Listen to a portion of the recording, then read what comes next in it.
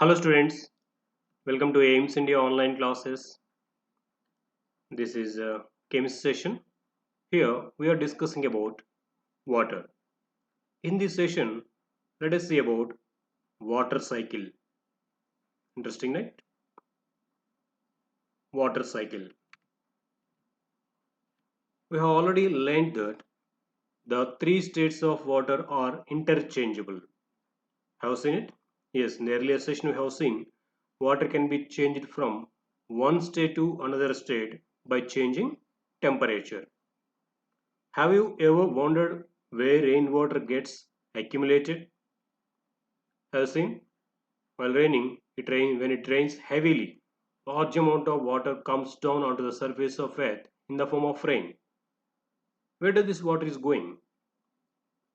What are clouds formed of?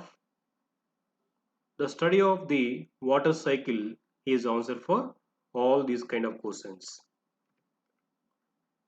The circulation of water from the earth surface to the atmosphere and back to the earth is called water cycle. The driving force behind the water cycle is heat of the sun. So because of the heat of the sun, water changes from one form to another form. It is a continuous cyclic form. This cyclic process of conversion of water from one form to another form because of the heat of the sun is called water cycle. The sun causes evaporation from the oceans, lakes and seas, isn't it? The water present in the water bodies like oceans, rivers and lakes and these all, water will be evaporated because of the heat of the sun. Okay, water vapor is so formed by the evaporation of water from leaves also. Even not only from the water bodies, even some amount of water is being evaporated from the leaves of certain plants. That process we call as transpiration. So by the transpiration also water will be evaporated from the plants. So by these processes and even by respiration of human beings and animals, isn't it? By the respiration also we release out carbon dioxide and water vapor into the atmosphere, isn't it? So by these all processes, water vapor is being released into the air. And one more process is combustion of fuels. When fuels are burnt, they also produce water vapor along with carbon dioxide. One is from the evaporation of water from lakes and rivers and seas, and one more by the transpiration, that is from the leaves of plants, and by the respiration of human beings and animals, and even by the combustion of fuels. By these all processes, water is entering into the air in the form of water vapor. So the water vapor from the atmosphere rises and comes in contact with the cool air. This cools the water vapor and it condenses to form tiny droplets of water which together form clouds. So what's happening after entering this water vapor into the atmosphere? This touches the cooler air in some places. So there this water vapor condenses and forms tiny droplets. These all droplets of water together forms clouds. So by the condensation process, clouds are being formed. And then the clouds are moved by air currents. Gradually, the water droplets in the clouds join to form bigger drops, which become heavy and fall as rain or hail, hailstones or snow. In these forms, those droplets of water which became heavy in the air will come down, majorly as rain. The surface water that falls as rain runs into streams, even lakes, rivers, and then into seas and oceans. So this rainwater fell on the surface, slowly forms small streams. These reaches lakes and rivers.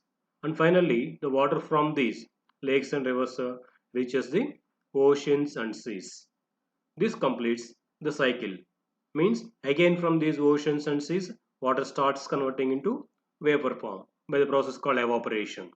So in this way, this completes a cycle. However, some surface water filters through the soil gradually and is collected as groundwater. Okay. In this way, the water content of the atmosphere is maintained at constant level. How? By the water cycle. It is continuously converting from one form to another form naturally. Okay. This is maintaining the water content in the atmosphere at constant level. Now let us say about water pollution. Water pollution is a contamination of water by substances that makes it unfit for drinking, bathing, or for agricultural use. So if it is made unfit for these all things like drinking, bathing, and agricultural usage, then that water is called contaminated water or polluted water. That phenomenon is called water pollution. The main sources of water pollution are as follows. One of them is domestic sewage and industrial sewage and agricultural waste. So they are the major sources or causes for the water pollution. Let us see first about domestic sewage. The wastewater discharged from our homes that contains dust or dirt from washing clothes and utensils and excreta flushed down the toilet and food waste washed down the drains. These all are called sewage. So these are all together considered as domestic sewage. What are those? So water discharged from the homes that contains dirt from washing clothes and utensils. And one more, excreta flushed down the toilet. And one more, food waste washed down the drains. These all are called sewage and these are all together considered as domestic sewage. It is normally disposed of into the water bodies such as lakes, rivers, or the seas. See here, these streams which are containing these all sewages, they reach slowly lakes or rivers and finally seas. So this domestic sewage contains harmful microorganisms that cause diseases such as jaundice, cholera, and typhoid. So if this water is consumed, they may cause harmful diseases like jaundice, cholera, and typhoid. And one more waste, it is industrial waste. The wastewater discharged from industries that causes water pollution is called industrial effluent. It contains poisonous or toxic chemicals which are dumped into rivers, make the water unfit for human consumption as well as for survival of aquatic plants and animals. What does it mean here? Aquatic plants and animals. The animals and plants which are living under the water or inside the water are called aquatic plants and animals. So by the pollution of water by these industries, so this water is becoming toxic or poisonous so that it causes harm for these aquatic animals. Not only that, it makes unfit for usage of the human beings. Even hospitals are known to throw their waste containing disease causing germs and laboratory chemicals into rivers and streams. This also causing industrial waste. So by this deposition of these all wastages into the water bodies, the water is becoming polluted with the toxic chemicals. Another waste is agricultural waste. The chemical fertilizers and pesticides used by the farmers after getting washed off by the rains into water sources. So by that, water is being polluted by these agricultural wastes like fertilizers and pesticides. This increases the concentration of chemicals like nitrates and phosphates in water and encouraging water plants such as algae to grow faster. So if this algae grows faster, they use up the dissolved oxygen gas in the water. So this causes scarcity of oxygen for aquatic plants and animals. So in this way, it is dangerous for the animals and plants living inside the water. Okay. Now, how to control this water pollution? As we're telling, this is hazardous or dangerous or poisonous for the by the pollution of water like this. It cannot be used by the human beings, and even it is dangerous for the aquatic plants and animals. So how to control this pollution of water? One is, our government has made environment protection laws. Certain laws they have designed. All factories, hotels, and municipal corporations, and even other bodies that are responsible for the discharge of large amount of water or wastewater. So they have to treat it to remove harmful constituents before discharging this wastewater into water bodies. So before discharging this wastewater from their industries and drains, that should be treated. The wastewater that releases into the water bodies are required to meet the norms fixed by the government. That means all the harmful and hazardous chemicals and impurities all should be removed from that wastewater before discharging into water bodies. So these are the wastewater treatment plants. There, before discharging this wastewater into water bodies like rivers and lakes, all the harmful chemicals from this water will be removed.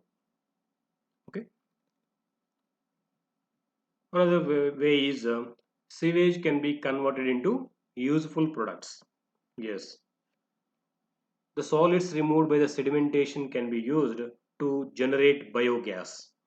The solid waste removed from the water can be used to generate biogas, which is a clean fuel. It won't produce any harmful gases. So this biogas is one of the clean fuels. This biogas can be generated from solid waste removed from water.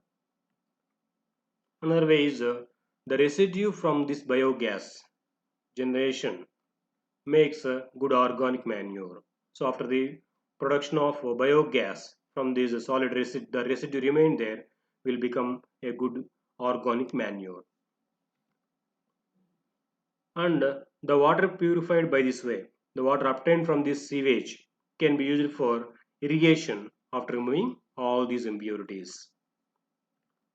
And one more way of controlling this pollution of water is usage of chemical fertilizers and pesticides should be minimized, and they should be replaced by more environment friendly products. By this way also we can reduce the pollution of water.